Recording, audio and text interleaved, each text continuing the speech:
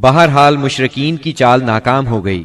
یہ بات ان کی سمجھ میں آ گئی کہ وہ مسلمانوں سے عداوت اپنے دائرہ اختیار میں رہ کر ہی کر سکتے ہیں، لیکن پھر اس کے مقابلے میں انہوں نے ایک خوفناک بات سوچی۔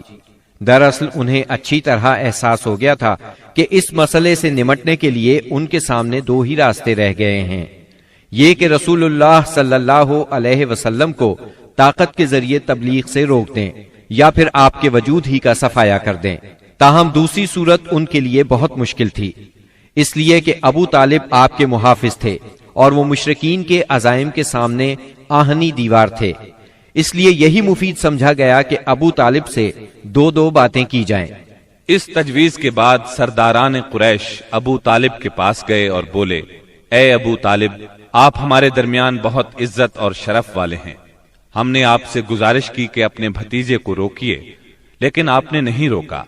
آپ یہ بات یاد رکھیں، ہمارے آباء و اجداد کو گالیاں دی جاتی ہیں، ہم برداشت نہیں کر سکتے۔ ہماری عقلوں کو اور سمجھ بوجھ کو حماقت کہا جائے، ہمارے خداؤں کی عیب جوئی کی جائے، یہ ہم ہرگز برداشت نہیں کر سکتے۔ آپ انہیں روک لیجئے، ورنہ پھر ہم آپ سے اور ان سے ایسی جنگ چھیڑ دیں گے کہ ایک فریق کا صفایا ہو کر رہے گا۔ ابو طالب پر اس زوردار دھمکی کا بہت زیادہ اثر ہوا۔ انہوں نے رسول اللہ صلی اللہ علیہ وسلم کو بلا کر کہا، بھتیجے، تمہاری قوم کے لوگ میرے پاس آئے تھے اور ایسی ایسی باتیں کہہ گئے ہیں، اب مجھ پر اور خود اپنے آپ پر رحم کرو۔ اس معاملے میں مجھ پر اتنا بوجھ نہ ڈالو جو میرے بس سے باہر ہے۔ یہ سن کر رسول اللہ صلی اللہ علیہ وسلم نے خیال فرمایا کہ اب ان کے چچا بھی ان کا ساتھ چھوڑ رہے ہیں، وہ بھی ان کی مدد نہیں کریں گے، قریش کے مقابلے میں کمزور پڑ گئے ہیں۔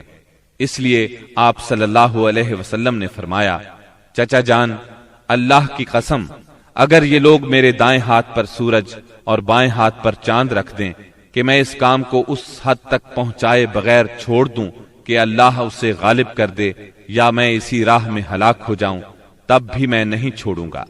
ان الفاظ کے ساتھ ہی آپ کی آنکھوں میں آنسو آ گئے اور وہاں سے اٹھ گئے۔ واپس جانے لگے تو ابو طالب نے پکارا اور سامنے آ کر کہا، بھتیجے جاؤ، جو چاہو کہو کرو، اللہ کی قسم میں تمہیں کبھی بھی کسی بھی وجہ سے نہیں چھوڑ سکتا۔ پھر یہ اشعار کہے، واللہ لن يصلوا إليك بجمعهم حتى أوسد في التراب دفينا فاصدع بأمرك ما عليك غضاضة وأبشر وقر بذاك منك عيونا۔ اللہ کی قسم، وہ لوگ تم تک اپنی جمعیت سمیت بھی ہرگز نہیں پہنچ سکتے یہاں تک کہ میں مٹی میں دفن کر دیا جاؤں۔ تم اپنی بات کھلم کھلا کہو، تم پر کوئی قید نہیں، تم خوش ہو جاؤ اور تمہاری آنکھیں اس سے ٹھنڈی ہو جائیں۔ سابقہ دھمکی کے باوجود جب قریش نے دیکھا کہ رسول اللہ صلی اللہ علیہ وسلم اپنا کام کیے جا رہے ہیں تو وہ جان گئے کہ ابو طالب رسول اللہ صلی اللہ علیہ وسلم کو نہیں چھوڑ سکتے، بلکہ اس بارے میں قریش سے جدا ہونے اور ان سے دشمنی مول لینے تک کو تیار ہیں۔ تو وہ لوگ ولید بن مغیرہ کے لڑکے عمارہ کو ساتھ لے کر ابو طالب کے پاس پہنچے اور ان سے یوں عرض کیا، اے ابو طالب، یہ قریش کا سب سے بانکا اور خوبصورت جوان ہے، آپ اسے لے لیں، اس کی دیت اور نصرت کے آپ حقدار ہوں گے، آپ اسے اپنا لڑکا بنا لیں، یہ آپ کا ہوگا، آپ اپنے بھتیجے کو ہمارے حوالے کر دیں، اس بھتیجے کو جس نے آپ کے آباء و اجداد کے دین کی مخالفت کی ہے، آپ کی قوم کا شیرازہ منتشر کر رکھا ہے اور ان کی عقلوں کو حماقت سے دوچار بتلایا ہے، ہم اسے قتل کریں گے، بس یہ ایک آدمی کے بدلے میں ایک آدمی کا حساب ہے۔ ابو طالب نے اس پر ان سے کہا، اللہ کی قسم، کتنا برا سودا ہے جو تم مجھ سے کر رہے ہو، تم اپنا بیٹا مجھے دیتے ہو کہ میں اسے کھلاؤں پلاؤں اور پالوں پوسوں، جبکہ میرا بیٹا مجھ سے طلب کرتے ہو کہ اسے قتل کر دو، اللہ کی قسم یہ نہیں ہو سکتا۔ اس پر نوفل بن عبد مناف کا پوتا متم بن عدی بولا، اللہ کی قسم، اے ابو طالب، تم سے تمہاری قوم نے انصاف کی بات کہی ہے اور جو صورت تمہیں ناگوار ہے اس سے بچنے کی کوشش کی ہے، لیکن میں دیکھتا ہوں کہ تم ان کے سلسلے میں کسی بات کو قبول نہیں کرنا چاہتے۔ اس کی بات کے جواب میں ابو طالب نے کہا، اللہ کی قسم تم لوگوں نے میرے ساتھ انصاف کی بات نہیں کی، بلکہ تم بھی میرا ساتھ چھوڑ کر میرے مخالف لوگوں کی مدد پر تلے بیٹھے ہو۔ اگر یہی بات ہے تو ٹھیک ہے، جو چاہو کرو۔ اس گفتگو کی ناکامی کے بعد قریش کا ظلم و ستم حد سے بڑھ گیا۔ تکالیف دینے کا سلسلہ پہلے سے کئی گنا زیادہ اور سخت تر ہو گیا۔ انہی دنوں قریش کے سرکشوں کے دماغوں میں نبی صلی اللہ علیہ وسلم کے خاتمے کی ایک تجویز ابھری، لیکن یہ تجویز بھی ان کے خلاف گئی۔ اس تجویز کی بنا پر مکے کے دو نامور اور سرفروش یعنی سیدنا حمزہ اور سیدنا عمر بن خطاب رضی اللہ عنہما اسلام لائے، اور ان کے ذریعے سے اسلام کو خوب طاقت ملی۔ ظلم و ستم کے طویل ترین سلسلے کے صرف ایک دو نمونے آپ کو سنائے جاتے ہیں۔ ایک روز ابو لہب کا بیٹا عتیبہ رسول اللہ صلی اللہ علیہ وسلم کے پاس آیا اور بولا، میں والنجم اذا ہوا اور ثم دنا فتدلی کا انکار کرتا ہوں، یعنی اس نے قرآن کی ان آیات کے بارے میں کہا کہ میں ان کا انکار کرتا ہوں۔ پھر آپ پر حملہ آور ہوا، آپ کا کرتا پھاڑ ڈالا، آپ کے چہرہ مبارک پر تھوکنے کی کوشش کی، لیکن اس کا تھوک آپ کے چہرہ مبارک تک نہ آ سکا۔ اس موقع پر نبی کریم صلی اللہ علیہ وسلم نے اس کے حق میں یوں بد دعا فرمائی، اے اللہ اپنے کتوں میں سے کوئی کتا اس پر مسلط کر دے۔ رسول اللہ صلی اللہ علیہ وسلم کی یہ بد دعا قبول ہوئی، اور وہ اس طرح کہ ایک مرتبہ عتیبہ قریش کے کچھ لوگوں کے ساتھ سفر پر گیا۔ قافلے نے ملک شام کے مقام زرقاء میں پڑاؤ ڈالا تو رات کے وقت ایک شیر قافلے کے نزدیک آیا۔ اس نے پورے قافلے کے گرد چکر لگایا۔ عتیبہ نے اس شیر کو دیکھا تو بولا، ہائے میری تباہی، اللہ کی قسم یہ مجھے کھا جائے گا۔ محمد نے مجھے بد دعا دی تھی، دیکھو میں شام میں ہوں، اس نے مکے میں رہتے ہوئے مجھے مار ڈالا۔ اس وقت تو شیر چلا گیا۔ لوگوں نے عتیبہ کو دلاسا دیا کہ فکر کرنے کی کوئی بات نہیں۔ پھر اس کی حفاظت کی خاطر اس کے چاروں طرف جانور کھڑے کر دیے، تاکہ اگر رات کے وقت شیر آ جائے تو عتیبہ کی بجائے کسی جانور کو کھا لے، عتیبہ کی طرف رخ نہ کرے۔ اس کے باوجود عتیبہ کی گویا جان نکلی جا رہی تھی۔ پھر رات ہو گئی، سب لوگ سو گئے، لیکن عتیبہ سے نیند کوسوں دور تھی، اور آخر کار شیر آ گیا۔ اس نے جانوروں کو کچھ نہ کہا، ایک چھلانگ لگا کر ان کے اوپر سے ہوتا ہوا عتیبہ پر جا پڑا اور اس کا سر چبا ڈالا۔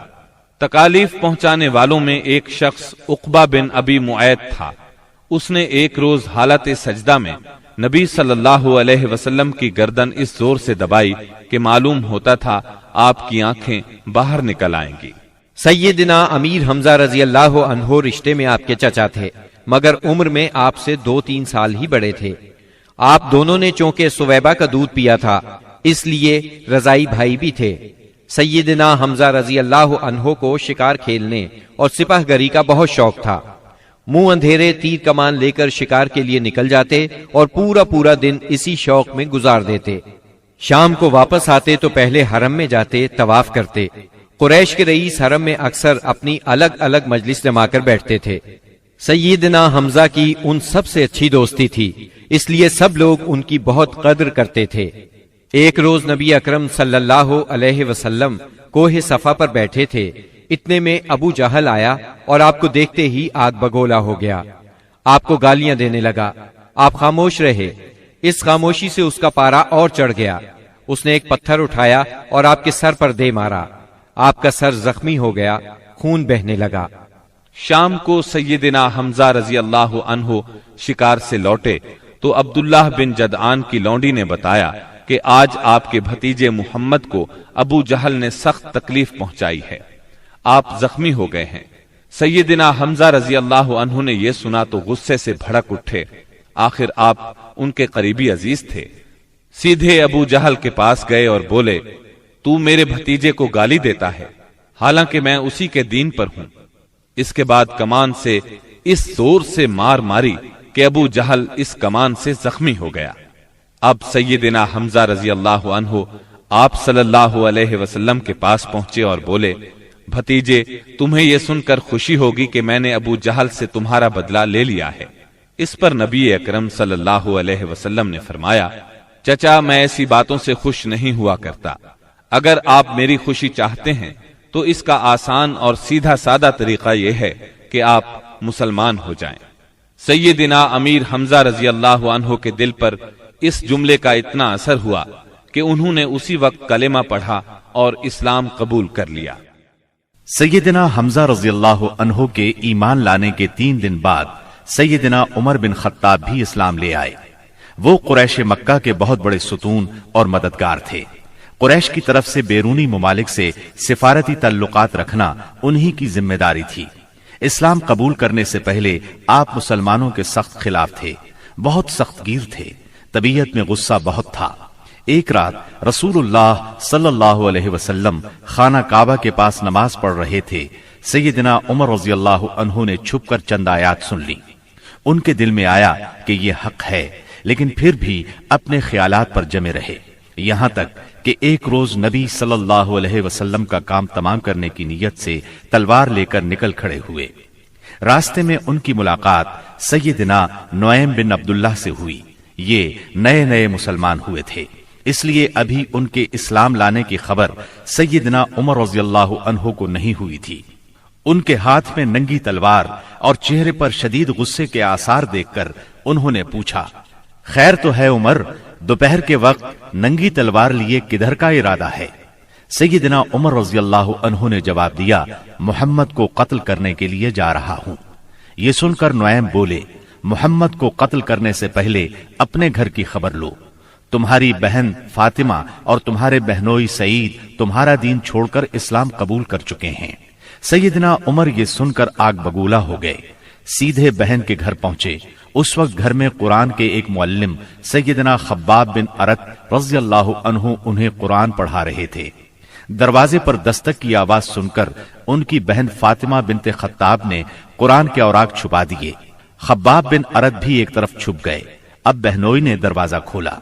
دروازہ کھلتے ہی سیدنا عمر رضی اللہ عنہ نے پوچھا، تم کیا پڑھ رہے تھے، مجھے دکھاؤ۔ ساتھ ہی سعید بن زید کو مارنے لگے۔ بہن نے اپنے خاوند کو چھڑانے کی کوشش کی تو ان پر بھی ٹوٹ پڑے، وہ بھی زخمی ہو گئیں۔ ان کے منہ سے خون بہنے لگا۔ جوش میں آ کر بولی، جو جی میں آئے کر لو عمر، ہم مسلمان ہو چکے ہیں۔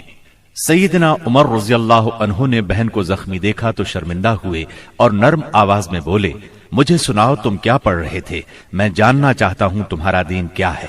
انہیں نرم پڑھتے دیکھ کر سیدنا خباب بن ارت بھی کونے سے نکل کر سامنے آ گئے۔ قرآن کے اوراق پر سورہ طٰہٰ کی چند آیات تھیں۔ سیدنا عمر رضی اللہ عنہ نے ان کو پڑھا تو کایا پلٹ گئی اور بولے، یہ تو بہت عمدہ چیز ہے، بتاؤ مسلمان کس طرح ہوتے ہیں۔ سیدنا خباب بن ارت نے کہا، اے عمر، جمعرات کی رات رسول اللہ صلی اللہ علیہ وسلم نے اللہ تعالی سے دعا کی تھی کہ اے اللہ، ابو جہل یا عمر بن خطاب سے اسلام کو تقویت دے۔ تمہیں خوشخبری ہو کہ یہ سعادت تمہارے حصے میں آ رہی ہے۔ رسول اللہ صلی اللہ علیہ وسلم دار ارقم میں ہیں۔ سیدنا عمر رضی اللہ عنہ ان کے ساتھ دار ارقم پہنچے، دروازے پر دستک دی۔ دروازہ کھلنے پر اندر موجود لوگ سیدنا عمر رضی اللہ عنہ کو دیکھ کر چونک اٹھے۔ نبی صلی اللہ علیہ وسلم کو بتایا تو آپ نے فرمایا، آنے دو۔ سیدنا عمر رضی اللہ عنہ اندر داخل ہوئے۔ آپ صلی اللہ علیہ وسلم نے ان کا کرتا پکڑ کر کھینچا اور فرمایا، عمر، کس ارادے سے آئے ہو؟ سیدنا عمر رضی اللہ عنہ نے فوراً کلمہ پڑھا، اشہد اللہ الہ الا اللہ وانک رسول اللہ، میں گواہی دیتا ہوں کہ یقیناً اللہ کے سوا کوئی لائق عبادت نہیں اور یقیناً آپ اللہ کے رسول ہیں۔ یہ اس قدر اچانک اور اس قدر غیر متوقع تھا کہ وہاں موجود تمام صحابہ بے ساختہ پکار اٹھے، اللہ اکبر۔ دار ارقم گونج اٹھا۔ سیدنا عمر رضی اللہ عنہ کا ایمان لے آنا کوئی معمولی واقعہ نہیں تھا۔ مسلمانوں میں خوشی کی لہر دوڑ گئی۔ دوسری طرف قریش اپنی تدابیر میں مصروف تھے۔